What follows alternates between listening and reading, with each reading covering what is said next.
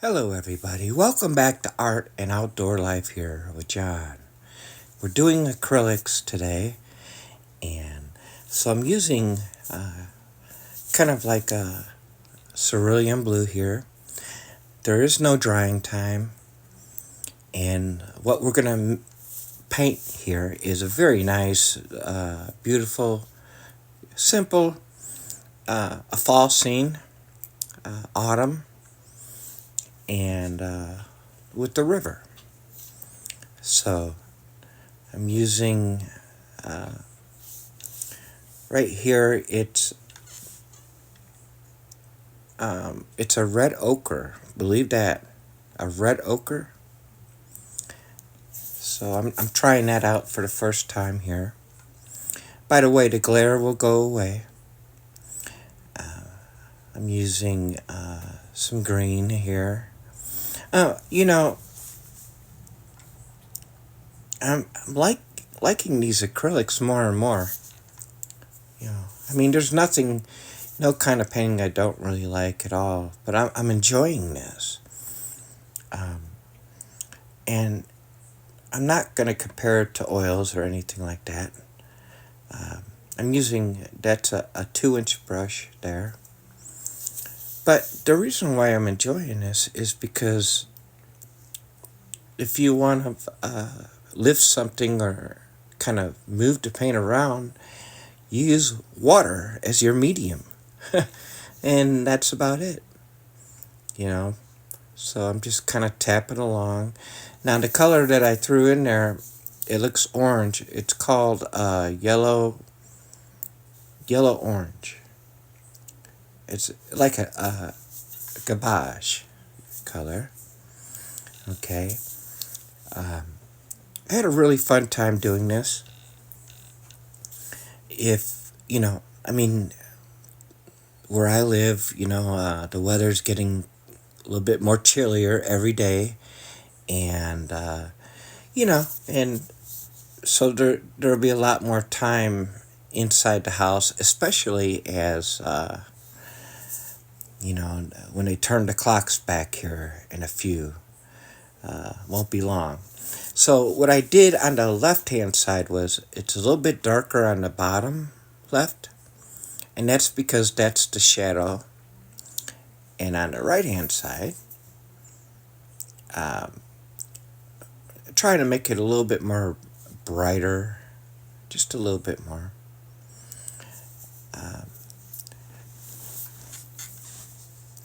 So there's the river.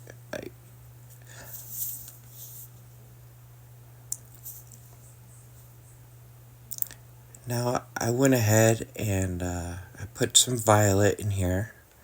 You can make your own violet by just using, mixing some red and blue together. Or if you have regular violet, you can do that. And I'm also using it for more shade, even more shade in the river here. Yeah, I was thinking, the leaves are pretty much fallen off already. They've, and kind of wanted it to be a little bit brisk outside. So I'm dabbing in a little bit of, I'm going back and forth with the greens and with the browns. Okay. Now these are dark greens. And,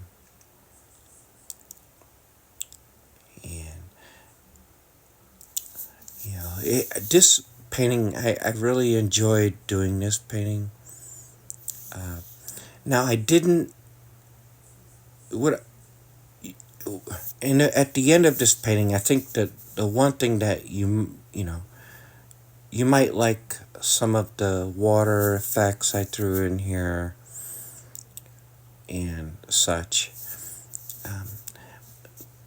One thing about acrylics is, if you don't know, is they dry pretty fast.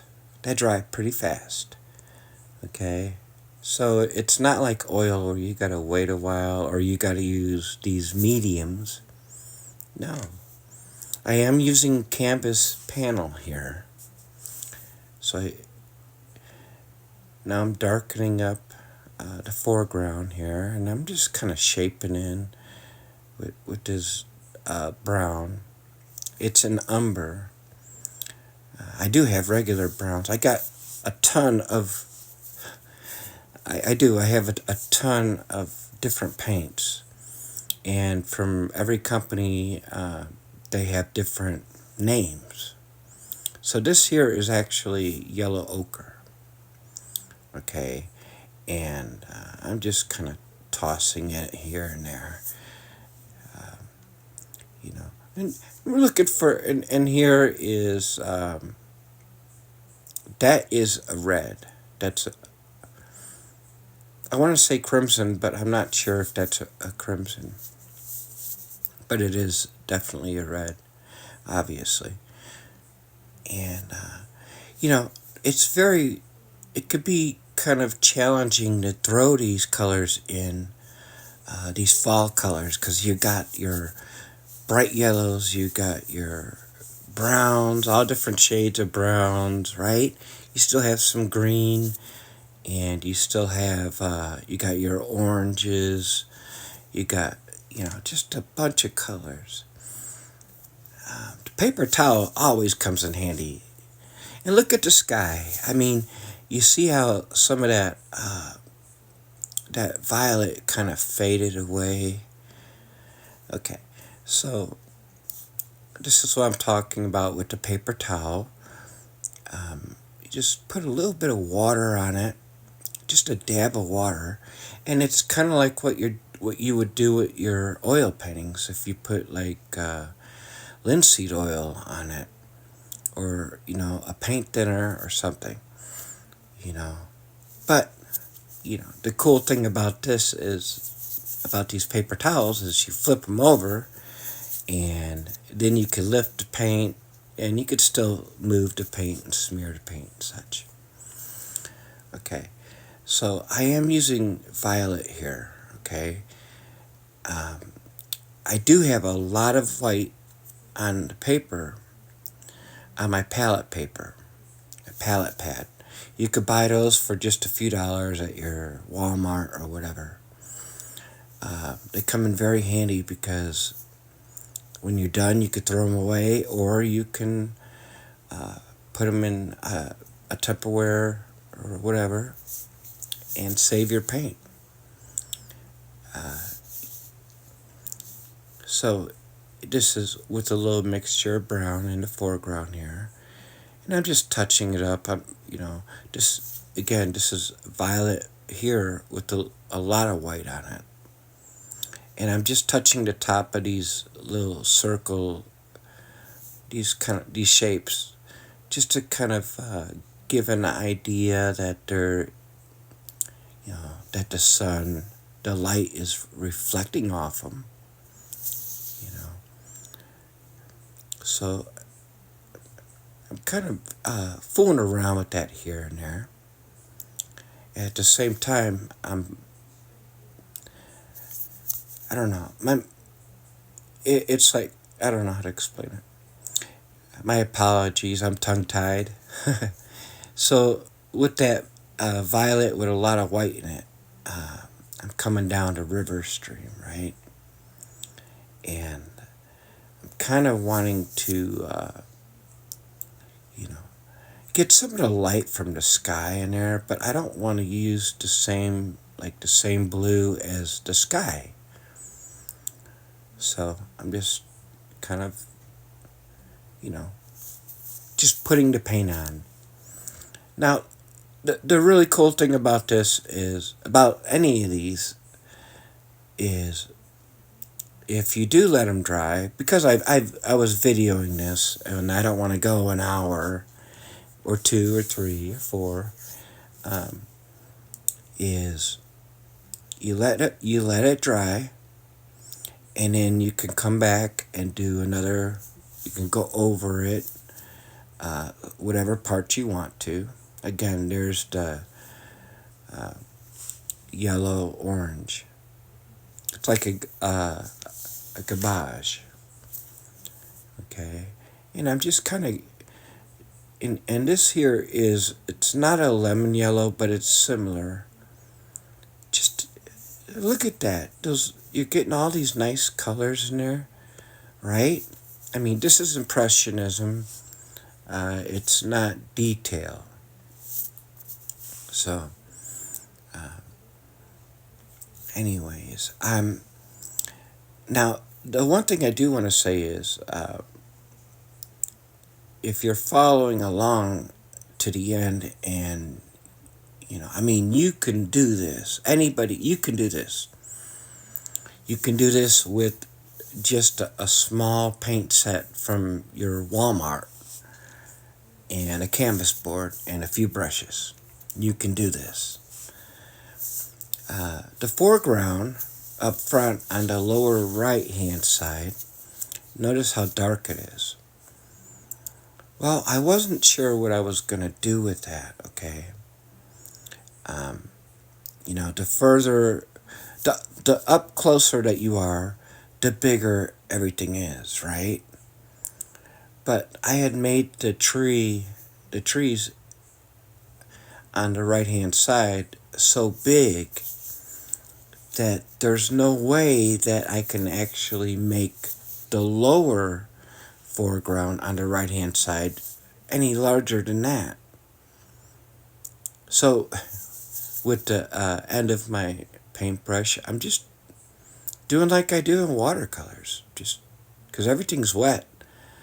Just little sycamore trees, and that, and then kind of outlining this river path a little bit. But what I was getting back to was the lower right hand side in the foreground. I'm gonna save that because I love cedar trees. We have a lot of them out here, a lot of cedar trees, and we have pines. We got different kinds of pines. We got Virginia pines and different things. But I'm kind of saving that for when I go back to the painting again. Okay, in this painting here, I did it, and it's off the top of my head. There's no reference photo here. So it took me a half hour to do this. And, and I think the reason why, one of the reasons why it took me, I mean, that's kind of my norm, half hour, is because I don't sketch anything when I paint. I rarely sketch anything. In other words, I'm just thinking in my mind, and I'm seeing it, and I'm letting the paint kind of guide me.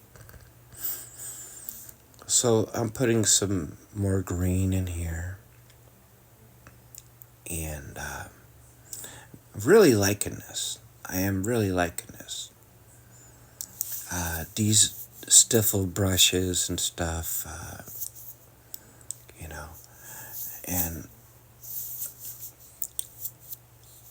I'm enjoying the river, and here I am. I'm just randomly putting some yellow back and forth because it's autumn. There's a lot of yellows in our trees. Again, the browns, the yellows, the oranges, and the different shades of all that. The reason why I use white is to soften the colors. If I want to, I mix a color with a certain, with a little bit of white, and it softens it up. So I'm playing around here, and I'm actually just separating those trees, the bunch of trees in the right hand side from the grass that's on the lower right hand side. And again, I came back and I put a little bit of white on some of these rocks. Yeah, a little bit too bright, but it's okay. It's okay. And so I take a little bit of this white, and I'll just, so the river will bend that way. There would be a little cut off, maybe to a creek. And then very gently, I'm just kind of giving the river a little bit of feeling, emotion. And I'm leaving the darks in between here. Like around the lighter colors, I'm leaving some darker colors. And that's because I want that, I want the contrast or whatever you want to call it. So here I am, I'm putting in some browns. It's a good idea to break up your trees when you're putting them in like this, instead of leaving them, like one big tree trunk like that one there. Well, that one's up front, so. But in the background, it's good to break up your tree trunks, so it gives the impression that, that there's, foliage covering that part of that tree. So this is not a liner brush. It's a very small brush, though. And I'm just adding just a few basic branches off here. Okay. When I do come back on this, what I'm going to do is I'm going to add probably a very nice pine tree or a couple of very nice cedar trees on the lower right-hand side. I don't want the trees in the upper right-hand side, I don't want them to just disappear, the bunch of trees out there. I don't want them to disappear. I made them very large. Now I can go downward and I can go over that tree, those trees, and make them very small. But at the same time, I was thinking of this place, and at the lower right-hand side, I actually wanted to put like a little bank there, like where you go fishing, where, So here I am using the bottom of a paintbrush as a scraping tool, just to kind of get a little bit of bark effect in some of these trees and that. And touching it up here with some yellow ochre and different things. Maybe it's dry grass or, dry weeds. And as I'm coming along this river going to the right, I'm changing the tone and the colors. I went from a violet, brownish to a yellow ochre to a greenish color, just to kind of ease its way over to the right. And that's just the way I did it. You don't have to do it that way. Hope you enjoy my videos, and if you enjoy any of them, please consider liking and subscribing to my channel. I don't make any money off these, and I just do these to give ideas and to cope with, my depression and anxieties. These are very relaxing and comforting. So now I'm just going back over with some more of the garbage or yellow, orange yellow type of thing, colors. Wishing you a wonderful day, evening, and night, wherever you are. And bring a little reflection off these rocks, since the light is coming from further up. Sincerely yours, John.